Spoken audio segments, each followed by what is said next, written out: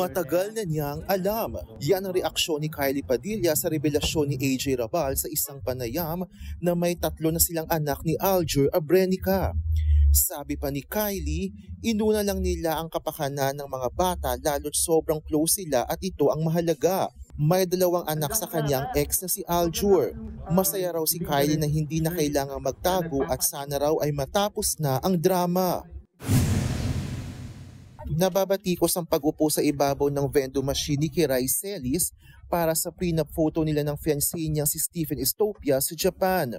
Burado na ngayon ang litrato, pero paliwanag ni Kiray, may permission po kami para mag-shoot po doon. Nagpaalam tayo sa mga authority. Kaya no harm done. Sa ibang bansa, ay stop. 'Di ba? Sobrang bait natin pag nasa ibang bansa tayo. Mensahe niya sa mga na-offend, sa mga na-hurt na mga Pilipino or OFW, lalo na sa mga taga-Japan, wag na po kayong mag-alala, wag kayong magalit, wag na kayong malungkot kasi wala pong naagrabyado, nasaktan. Good vibes lang daw si Kiray ngayon lalo na't malapit ng ikasal at SpongeBob ang kanyang tema. Nag-high rocks of fitness racing activity sa South Korea sina Gerald Napoles at Kim Molina para sa kanilang prenup. Dahil sa kakaibang paandar, bumilib naman sa kanila ang mga kaibigan at fans.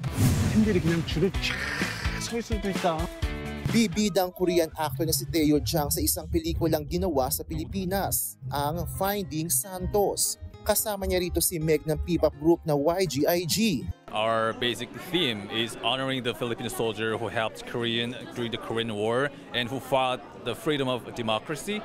Kinunan sa Aurora ang malaking bahagi ng pelikula, kaya alay rin daw nila ito sa mga binagyo. Sobrang proud kami sa resilience nyo, but at least someone has to take accountability.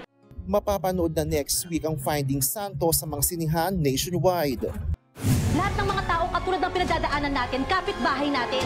In her producer era, nakasabay ng kanyang 50th anniversary sa showbiz, ang singer-actress na si Angeline Quinto.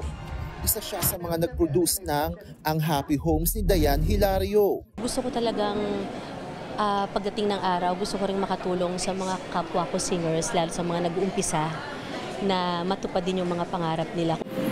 Panginoon, 1 taon na naman ang nakalipas. Iikot ang kwento ng drama thriller sa mga magkakapitbahay sa isang tenement. Malalim din ang hugot na tatalakay ng ilang issue tungkol sa droga at kawalan ng hustisya. Hindi ko in-expect na kaya kong gumawa ng isang pelikulang, alam mo yun, may kabuluhan. Isang pelikula na feeling ko ito yung kailangang mensahe para sa kapwa ko Pilipino.